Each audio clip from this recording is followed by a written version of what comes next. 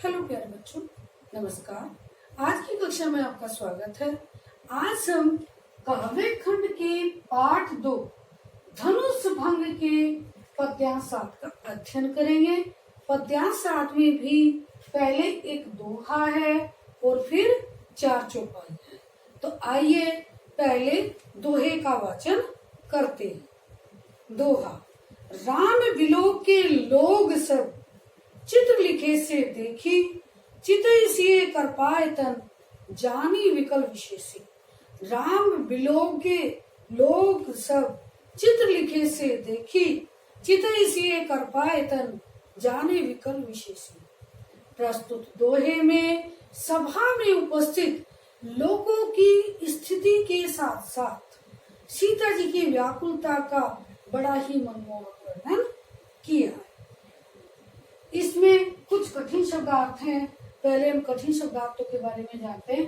चित्र लिखे माने चित्र में लिखे हुए अर्थात जड़ मूर्ति के समान, चित्र में बनी हुई मूर्ति के समान। निमिष माने क्षण अर्थात एक पलक झपकने में लगने वाला समय। बिहात माने बीत रहा था। कल्प माने कल्प युग। तृषित माने प्यासा। मुए करी माने मर जाने पर। लाघव माने कौशल पूर्वक शीघ्रता से। तो राम विलोक के लोग सब चित्र लिखे से देखी। प्रस्तुत पद्यांश में गोस्वामी तुलसीदास जी कहते हैं कि मंच पर उपस्थित रामचंद्र जी ने सभा में उपस्थित सभी लोगों की ओर देखा और उन्होंने देखा कि सभी लोग चित्र में बने हुए मूर्ति के चित्र के समान मूर्तिवत जड़ दिखाई दे रहे हैं। चितई सिए कर पाए तन जाने विकल विशेषी। और कर पाए तन माने कृपा के सागर भगवान श्री रामचंद्र जी ने देखा कि उन सब में सबसे अधिक व्याकुल सीता जी दिखाई दे रही है। अब आइए चौपाइयों का वाचन करते हैं। देखी विपुल विकल वे देही, निमिष बिहात कल्प सम तेहि। तरसित बारी बिन जनु तनु त्यागा, मुए करी का सुधा तड़ागा। का वर्षा जब करसी सुखाने, समय चूके पुनि का पछताने। अस जिए जानी जान की देखी, प्रभु पुल के लखी प्रीत विशेषी। गुरई प्रणामु मन ही मन कीना, अति लागव उठाए धनु लीना। दम के उदामनी जिमी जब लयु, पुनि नव धनु मंडल संभयु। लेत चढ़ावत खेचत गाड़े, कहु न लखा देख सब ठाड़े। तेई क्षण राम मध्य धनु तोरा, भरे भुवन गुनि घोर कठोरा। प्रस्तुत चौपाइयों में वर्णन करते हुए गोस्वामी तुलसीदास जी कहते हैं कि रामचंद्र जी ने सभा की ओर में उपस्थित लोगों की ओर देखा और उन्होंने देखी विपुल विकल वेदेही। विपुल माने अत्यधिक, विकल माने व्याकुल, वेदेही माने सीता जी। कि उन्होंने देखा कि उन सभी लोगों में सबसे अधिक व्याकुल सीता जी दिखाई दे रही है। निमिष बिहात कल्प समते ही। निमिष माने क्षण, बिहात माने बीत रहा था, कल्प माने कम। और उनका एक क्षण में बीतने वाला समय भी कल्प के समान बीत रहा था। त्रसित बारी बिनु जनु जो तनु त्यागा। बिना कोई प्यासा व्यक्ति जब बिना पानी के अपने प्राणों को त्याग दे तो उसके मुए करी का सुधा माने अमृत, कि उसके मरने के पश्चात अमृत के तालाब का भी कोई लाभ नहीं होता। अर्थात अमृत का तालाब भी बना दिया जाए तो भी उसके प्राणों को वापस नहीं लाया जा सकता। का वर्षा जब करसी सुखाने, और इसमें कि खेती के सूख जाने पर वर्षा होने का कोई लाभ नहीं होता। समय चूके पुनि का पछताने, समय के बीत जाने पर पश्चाताप करने से कोई लाभ नहीं होता। अस जिए जानी जान की देखी, प्रभु कुल के लखी प्रीत विशेषी। और सीता जी के और इस प्रकार से मन में विचार करके रामचंद्र जी इस प्रकार से अपने मन में सोचते हैं कि यही समय उचित समय धनुष तोड़ने का है। अतः इस प्रकार वे सोचते हैं और प्रभु पुलके और सीता जी की ओर देखते हैं। सीता जी का अपने देखते हैं कि सीता जी का प्रेम अपने प्रति देख करके वे उनका शरीर रोमांचित हो जाता है। गुरु ही प्रणाम मन ही मन कीना, और वे अपने गुरु को मन ही मन प्रणाम करते हैं। अति लागव उठाए धनु लीना, और अत्यधिक शीघ्रता के साथ कुशलता पूर्वक, लागव माने कुशल पूर्वक अर्थात शीघ्रता से, अत्यधिक शीघ्रता के साथ धनुष को उठा लेते हैं। दम के दामनी जिमी जब लयो, दामनी माने बिजली, उनके हाथ में धनुष बिजली की तरह चमका, और उनकी वह चमक उन्हीं नव धन मंडल समय बहु पूरे आकाश में मंडलाकार हो गया।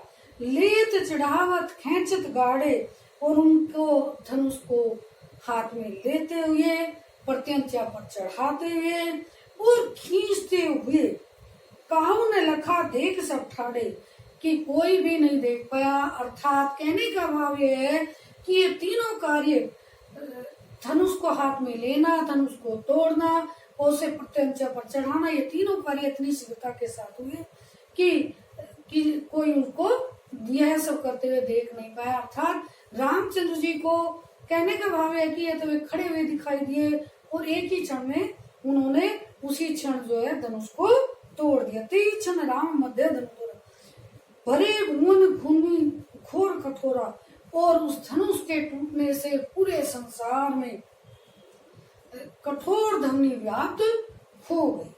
तो यहाँ पर प्रस्तुत चौपाइयों में रामचंद्र जी राम के प्रति सीता का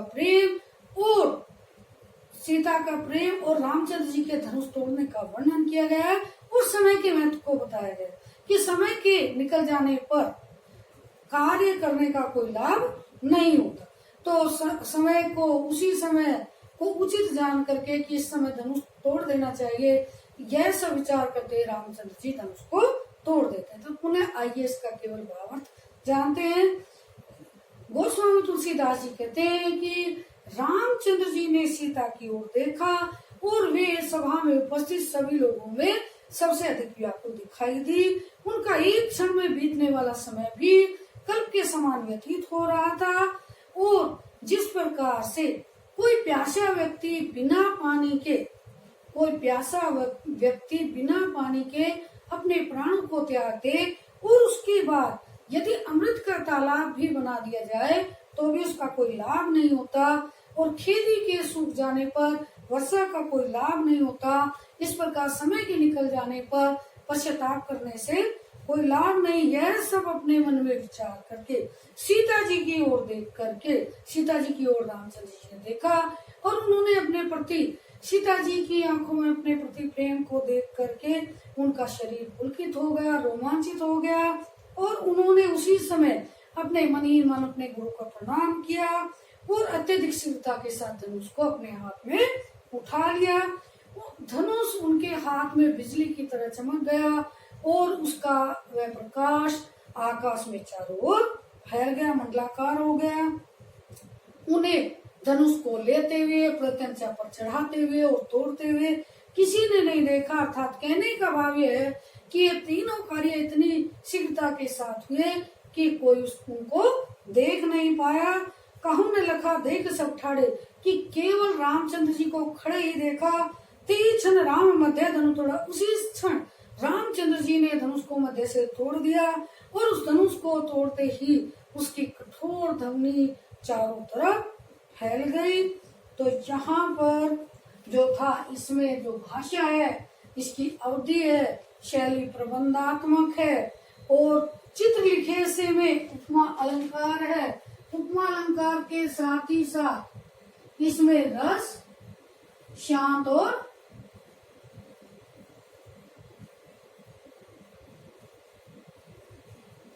इसमें जो रस है वो शांत है और श्रृंगार। तो यहाँ पर शांत और श्रृंगार रस का प्रयोग इसमें किया है। शब्द शक्ति लक्षणा और व्यंजना है।